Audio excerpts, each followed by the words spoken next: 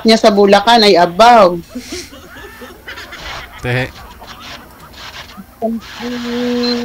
Biyuda ko, hindi ako magkadto sa iya, ano ako? Hangulged. Hindi naman. Kung gusto mo naman talaga isang lalaki, bakit naman hindi? Kung nagmamahalan na kayong dalawa. Kung sa pag-uusap po yan, kung nagagantindihan lang naman kayo, kung sino may free, ganun.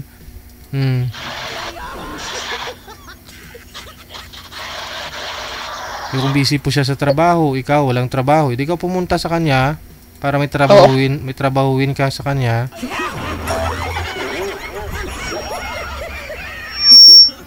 Tapos yung isa naman, yung pangalawa po, yung dito lang sa Alabang. Galit siya pag hindi nasasagot yung tawag niya. Nagsasalita siya ng bad word. Ay. Nagmumura. Ayaw. Magapangaluyag pa lang eh. Kaisog-isog na. Dito po kay sir. Baka swertehin ako kayo dito. Sir, pwesto niyo po yung cellphone na maayos. Natutulog na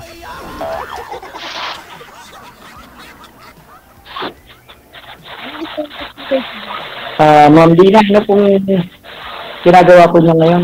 Ano pong trabaho niya? Nag-aalaga po ako dito sa anak ng pamangkin ko. Dahil yung mami niya nasa Amerika. Biyuda na po ako 5 years. Tatlo ang anak ko, puro lalaki. Dalawa kong anak, lumaki sa kuya ko. Graduate na yung dalawa kong anak. Yung bunso ko na lang, grade 10. Yun na lang ang anak ko, obligasyon. Siyempre, yung panganay ko, obligasyon pa rin. At dalawa, wala pa naman silang mga asawa. Pero may trabaho na sila.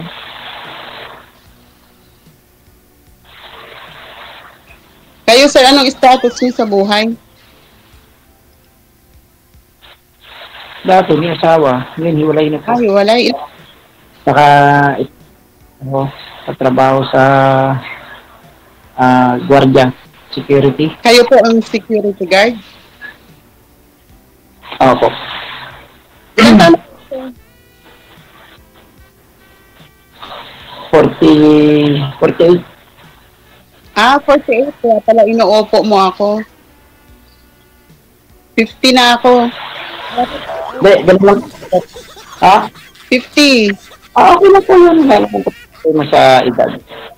Basta nasa performance po yan. Mag-51 na ako sa March 9. Kaya pala inuopo mo ako. Okay lang po yun. Ayun yung pumupuin ko yun. Magalang ka lang talaga, ano? Oo po. Samahan po lang talaga po dahil sa trabaho ko, dahil kailangan ko po yun pagka kahit bata sa akin, may po, send ka nun lagi. Nasanay na lang. Saan kayo nag-guardia? Bacoor? Doon din sa Bacoor. Malapit sa Kawit. Kasi may kapatid ako sa Kawit. Malayo yata po yun. Hindi naman ako pala hikat dito sa Cavite. Kasi ang duty ko rito, 12 oras po. Ano yan, sir, company? Kaya kumbaga, opo. Pagka ganun, pagka naka-duty ka na, uuwi ka na lang sa ako, natutulog, pahinga. Pasok ko na ron. Ilan anak? Ganun lang po ang ng... Ilan ang anak mo, sir? Ano po yan? Ilan ang anak niyo po? Isa po. Isa lang. Matipid. Isa lang. Ilan taon na? Dagdagan nyo na lang Hindi naman po. Nag-aaral na po. Bali second year college na. Malapit na. Ano na lang. Halos 2 taon mahigit na lang. Grabe.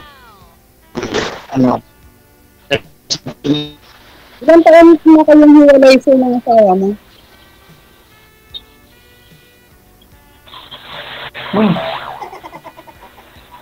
4 years na yata. Mga 4 years na po. 4 years lang. Kasi, 4 years na. Pinalampas lang po yung pandemic lang. Bali, sorry, 2021, gano'n. Eh, pag ng pandemic noon, tapos noon yun. Nagkanya-kanya na po kami, tapos na yung pandemic eh. After pandemic din, sir, namatay ang asawa ko, March 11, 2021.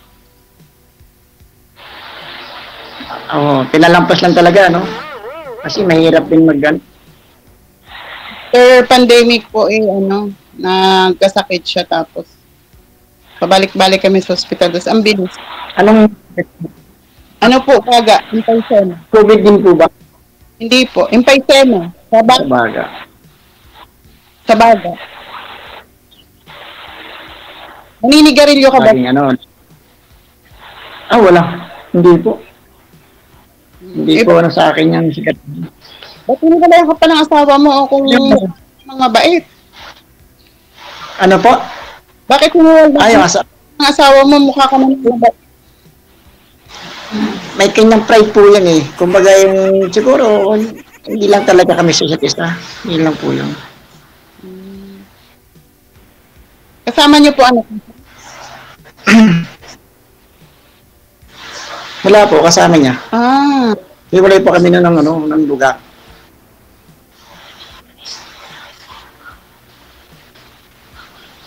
Bali, saan po kayo nakatira? Dito sa, Cavite po, sa kapatid ko. Sa kapatid mo. Yung pagkakahapon, dito lang ang uwi. Pero pinakamatagal ko talaga sa trabaho, yung oras ko. Kasi pagdating ko sa gabi, sa bahay, gabi na rin. Tapasok ng madaling araw. Dadating gabi ulit. Nakailang sali ka na dito, sir, kay Sir Digigen? First time lang yun, ma'am. Kaya lang, siyempre, first time lang. Nag-try lang naman po ako. Kumaga, nag-chat lang sa akin. Ngayon, nireplyan ko. Kung talagang lahat ini-entertain. Kahit sabi ko, kahit sino. Kaibigan lang, mga ganon. Mabait si Madam yung sa Viber, yun din ako kasi noon nanonood lang ako, tapos natutuwa ako. Pwede na sana yan eh. Nanonood ako kay Sir Digigen. Lalo na pag ang mata ni Sir Digigen nag-tirik-tirik. Ay, tawa. Nakakawa nga po yun. Parang nakala ko nagbubahay ng mga ganyang kwento. Kasi yan eh, nakakapagpasigla pag napapanood. Yung reaction niya, Lalo na galing sa mga problema. Dapat kasi tayo ang tumutulong sa sarili natin, di ba? Pag may mga problema, wag natin mukmukan ang problema. Yun ang natutunan ko. Hindi, wag na lang pansinin yung problema. Wag natin, pag pinanonood si Sir DJ, nawawala ang problema ko, tawa ako ng tawa. Nakita nga ng anak kong panganay yung mga comment ko dati. Sabi ng anak kong panganay, Mama, nakikita yun ng mga friend mo sa Facebook yung comment mo. Ngayon sabi ko, ano naman? Nanonood lang naman ako, libangan ko lang naman yan dito. Ano masama doon? Mahilig po kayo mag-comment sa ganyan. Nagko-comment ako pag yung boring at saka yung maaarte ang mga babae. Basher ka. Nako, babawi po ngayon sa inyo yan. Dahil nag-comment pala kayo sa kanila. Paano yan? Hindi naman sobrang yung comment. Kung halimbawa yung babae, sobrang arte, yung paano, ganyan. Tapos, napapansin ko yung halimbawa yung may edad na, tapos mukhang nagpapabata, mukhang 16 na, tapos sasabihin 48, 45.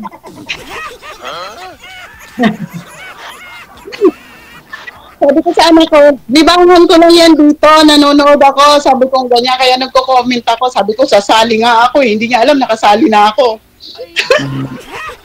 Kasi yung lalaki conservative yun, kasi yung girlfriend niya teacher. Ano masama doon, byuda naman ako. Ano masama kung sumali ako? Tama po yan.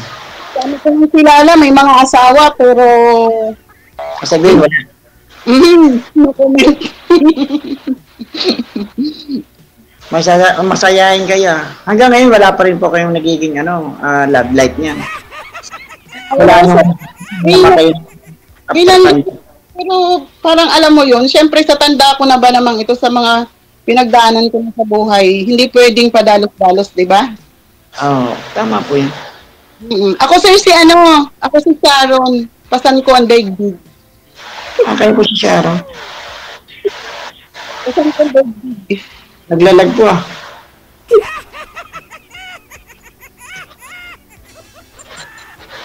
Kung mo lang ang pag-uusapan, matibay na tayo dyan.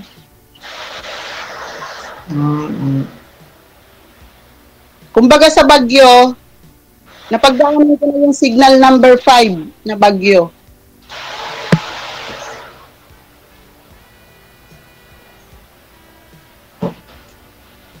Saan po kayo nakatira ngayon? Dito sa ko, bali yung pamangkin ko kasi nasa Amerika, tapos ako ibang bahay. Hindi kayo umuwi sa inyo talaga. umuwi naman sa Batangas. Dahil yung bunso ko doon nag-aaral. Saan kayo sa Batangas? Saan kayo sa Batangas? Sa ano po, sa Calaca. Calaca City. Calaca. Umuwi ako every month, 2 days, 3 days, ganyan.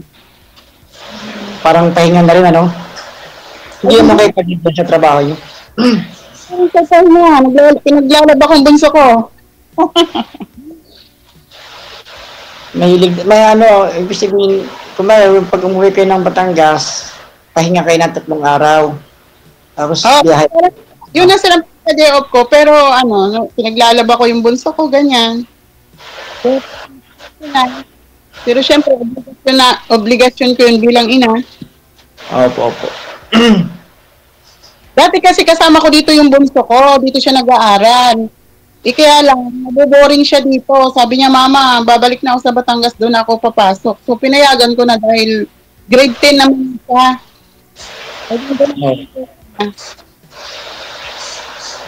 Pinayagan ko na lang. Saka mababait naman ang mga anak ko. Luto sa pangaran. Ay, oo. Parang katulad mo. Pagka-chat ko, lagi may opo. Po. Kailangan po talaga yun. Depende rin po yun sa pakikipag-usap. Parang nasanay na lang din po ako. Yun ang ginano ko sa anak ko. Kahit na hindi kami ng pera, basta ang mahalaga ito. Sa kapwa. Yung pakikipag-usap laging dapat ay maayos. Yun ang lagi kong ipinapaalala sa kanila. Po. Kasi kailangan talaga po yan. Kasi kung hindi natin gagamitin lagi yan, may konting halong marumbado, baka masama yung balik sa atin.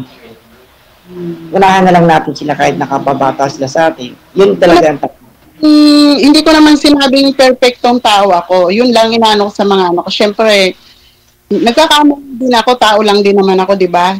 Opo. Pero may hangganan din ako. Marunong akong makisama, yung ganon. Pero pag medyo lumalagpas na, parang parang kailangan ko ng umano rin. Ganon ang ugali ko.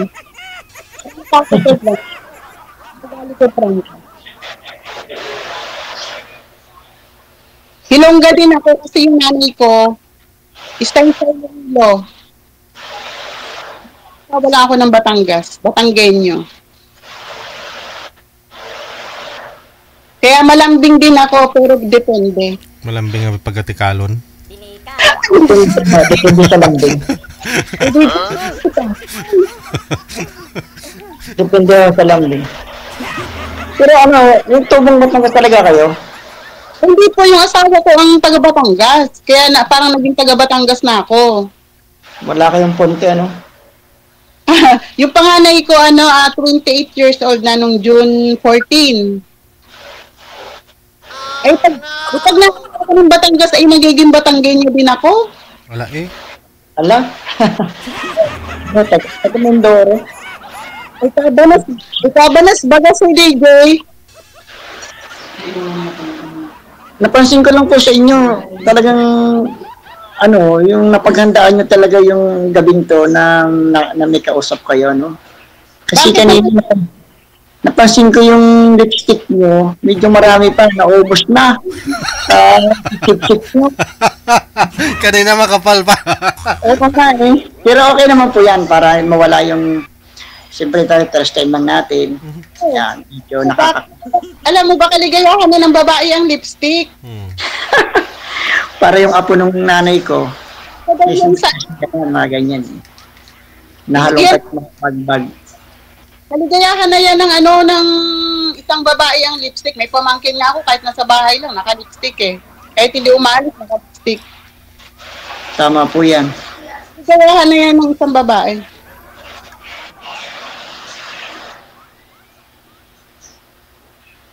Hindi naman halata yung 51 eh.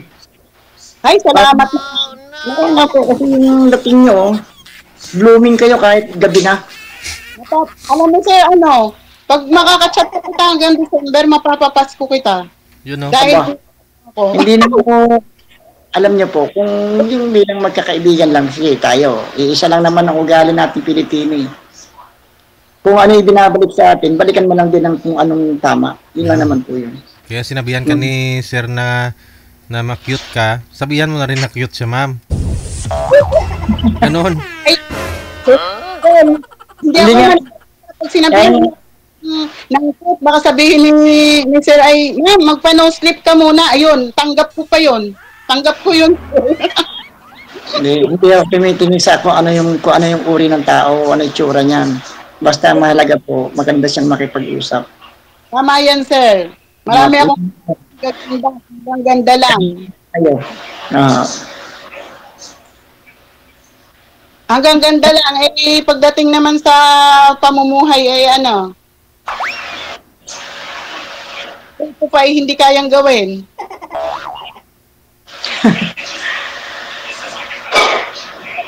Ito, baka hindi mo lang naitatanong. Ito. Ano po? Nawawala po yung boses. Hilig ko sa pagluluto. Love ko. I love cooking. Di masarap kayo magluto kung gano'n. Sabi po nila. Di kadalasan naman po yung mga babae, yan nga po, magkakaning magluto. Siyempre siya. Matagal akong naging kusinera sa Chinese family cook. Yung mga lalaki naman, tulad ko, I love eating.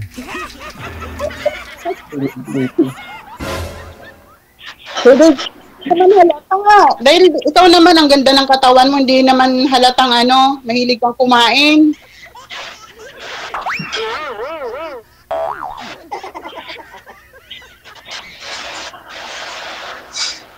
Dito magtanong pa kayo, baka kayo may tatanong pa. Mamaya napasma na tong kung halang-hala ko. Dito, napanood ko po yung mukha niyo eh. Baka Parang hindi makapaniwala na 51 kayo. yan. Sa mga lang kayo, 44. Ang Ayan. gano'n. Bata sa mga 51. Purya usog, purya Nagdagdag buyag. lang po kayo ng edad eh. Purya usog. Papapasko talaga kita. Huwag na lang po, kahit bukas. Joke lang po. Pasko na. Ayan na, manhid na nga ang kamay ko yung sign of aging na. Next month po pala, bare months na. September na po kaya. Malapit na na. lang. Sige. Basta lang po, ingat lang sa trabaho palagi. Kasi siyempre, hindi natin hawak ang kalusugan natin. May umaasa sa atin eh. Lalo't bata pa yung anak niya. Naku, mas bata po sa'yo ang bunso ko. Pa lang siya, grade 10. Kailangan po talaga ng lakas pa ng katawan. Gulay-gulay lang, isda-isda lang. Hindi mapili sa pagkain, Kayo nga po, parang hindi nga po kayo galing mataba eh. Siguro, Tama. Ang height ko ay 5'3". 5'3". Tama. Pero sir, nagsasalamin na ako. Dahil may astigmatism ang mata ko. Yung kaliwa. Yung kaliwa kong mata may astigmatism. Ayun, kabila. pag wala po talaga yan, medyo malabo na. Ay, ano, kanan. Hindi yung pag yung matagal siyang nagbabasa, sumasakit yung kanan kong mata, kaya nagsalamin na ako. Yung astigmatism pala, kaya pala, pag napupuyat, pumupula. Kumbaga, pasmado na po, no? Hindi, ganun talaga pag walang asawa. Pero pag Ganun ba? Jel? pag may asawa at matalsikan ho yan, hindi yan pupula. Nakalinaw po yun, nakakalinaw pati ng mata. Opo. Matalsikan ng ng mantika.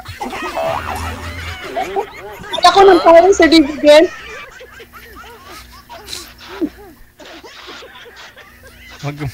Kalinaw pala yung mata yun. Naku! Opo. Try mo mag-asawa, magkatuluyan kayo ni Sir Jerry. Ayun, try mo. Mawala yung pula ng mata mo. Lagi pong ano yan. Kung hindi po yan malinaw, laging nakalisip. Ganun ba yun, sir? Joke lang po yun. Joke lang po yun. Pinapataya po kayo para, kumbaga, kailangan hindi na umatay kasi. Sir, matanong ko, kasal kayo? Ano po? Kasal kayo, kasal? Opo. Ako patay tayo dyan. Sa sa West. Baka mamaya pinapanood ka ngayon ng asawa mo, lagot ka, kasal pala kayo. Ganun po ba? Hindi naman po siguro. Mag-asawa pa rin kayo, sir, kahit na sabihing hiwalay, mag-asawa pa rin kayo. Kaya kung sa pag-uusap natin ito, hindi naman siguro magagalit pa yon dahil alam naman nila niya na ito online. Oo. Di ba? Pero busy po yun sa trabaho. Ano po yun eh? Hindi ko alam kung nasaan na. Wala na akong kita. Kayo nag-uusap na tungkol sa anak niya? Hindi po. Ano po kasi siya, busy siya sa hospital, caregiver po yun. Sa ibang bansa po? Hindi, dito rin po sa Bikutan. Ang narinig ko pong hospital dati, pinapasukan niya, Olivares. Bikutan yun, di ba? Dito yun sa amin, sir. Paranaque? Olivares, wala. Yung may malaking hospital, oo. Sir, papasyalan ko anong pangalan. Ayan Ang PDA. Lapit lang dito yun, sir. Yan dyan, nadadaanan ko.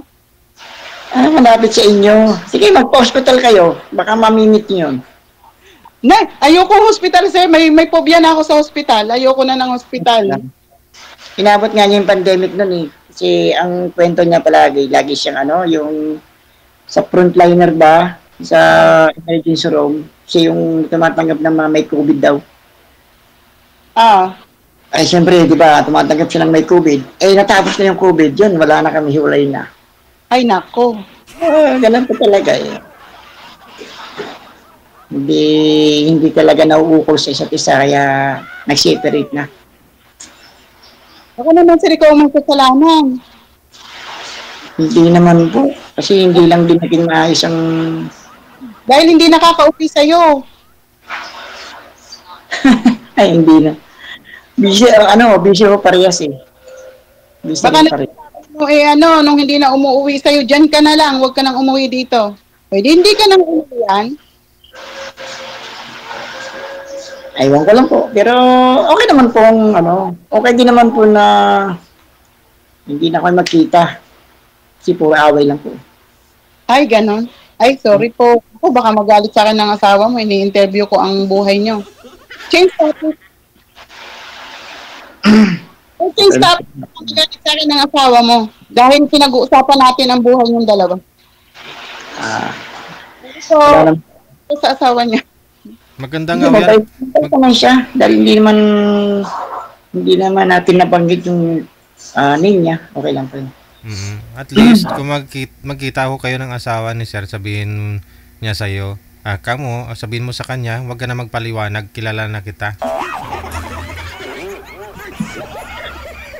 Pwede tama ngayon. Tabay mo yung Sir DJ. Oo. Kilala na ni ma'am. Oh, baka magalit yun sa akin. Bakit? Baka pag nakita ako, ba't pa na yung interview mo tungkol sa buhay namin mag-asawa? Hindi, baka may iba na rin po yun. Ah,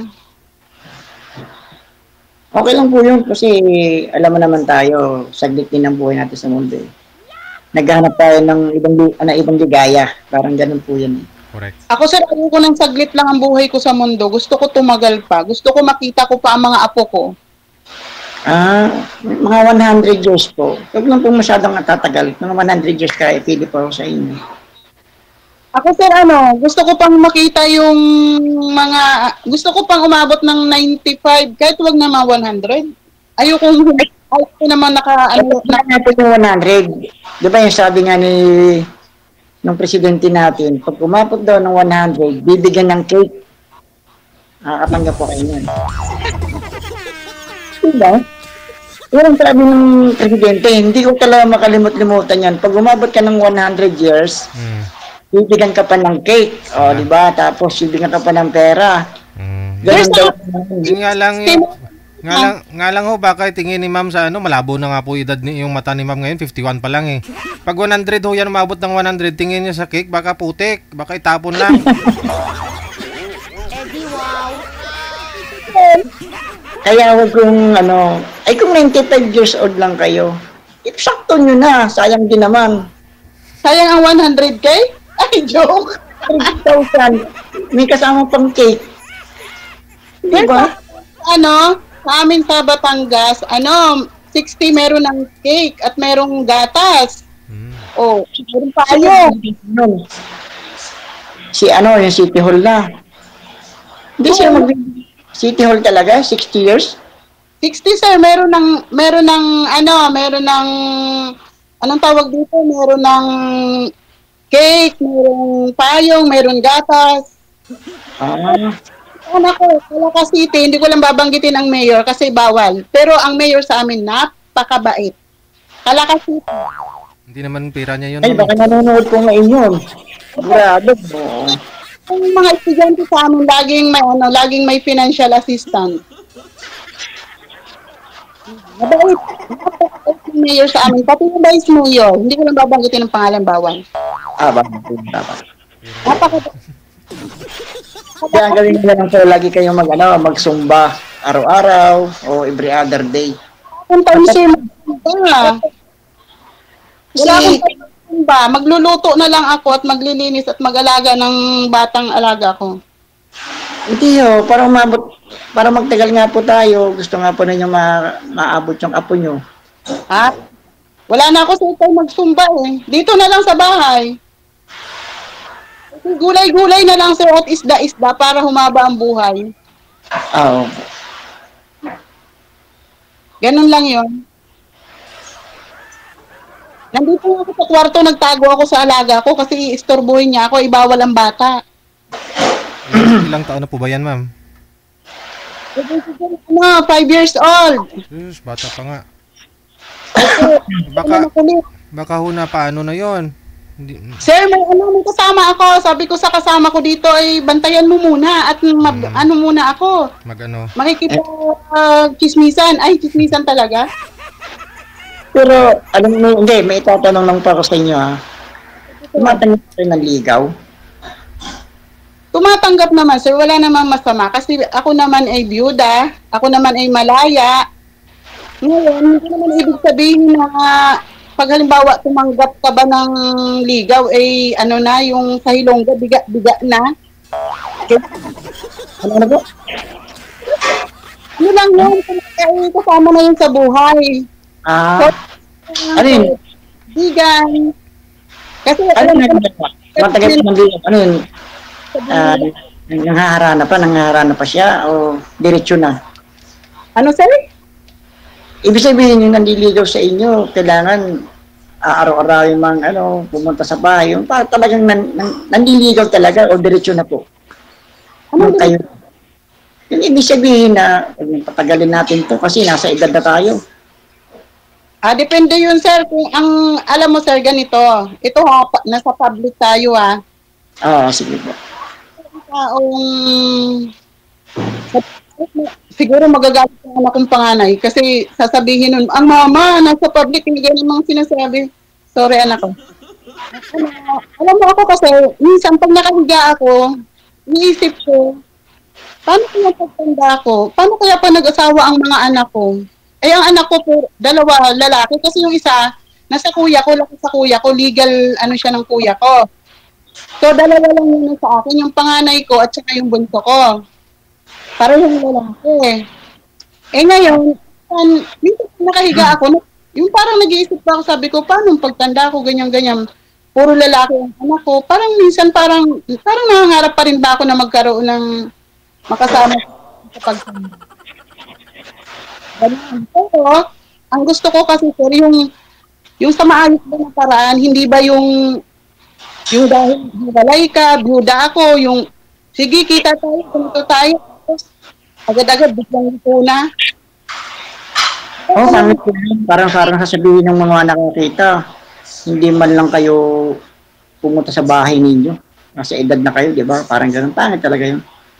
Oo, yung ganun. Gusto ko kasi yung sa maayos ba na paraan. Yung seryoso ba? Ganun. Isang lingga. Kasi matatanda na tayo eh. Oo naman po. Hindi mo kailangan yun. Inuulit-ulit pa. Saka ano yung blooming talaga kayo? Ano? Blooming po kayo. Talagang nagiging masayahin kayo pag tulad nyo, may kausap po yung lalaki, ano? Alam mo sir, ano? Siguro pag nagkita tayo, ano kaya kung baka mapatalon kayo sa saya. Eh, dito pa lang, online pa lang, talagang yung ngiti nyo. Hindi sir, ako kasi yung ano, alam mo naman sir, sir, yung alam mo, yung pinagdaanan ko, ganito, ganon. Eh, pag ikinento ko sa'yo ang buong buhay ko, baka mauna ka pang maluha. My God. Oo. Ako, tinutulog ko yung sarili ko na wag nang masad kasi yun ang mga sabi ng mga kaibigan ko. At hindi na mag-move on ka na, at hindi na kalimutan mo na yung mga nakaraan, ganyan-ganyan. Kasi alam mo sir, sa totoo lang, ang walang asawa, napakabait.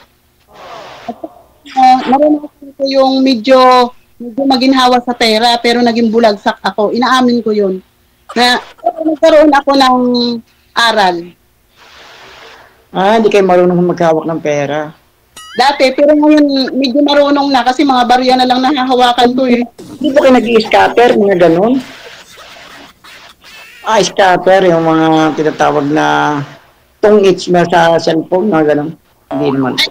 Ano sir, dati, pero ngayon tinigil ko na dati kasi, nagganyan ako, nananalo, ganyan. Pero ngayon tinigil ko na kasi nga, di ba? Sa una lang, Sige. Sanay po pala kayo sa sugal. Ma'am, ipagpatuloy niyo po pag-uusap ninyo dito, ha? Sumugal po muna kayong dalawa. Maraming salamat. Salamat po. Sige po. Salamat tuloy po.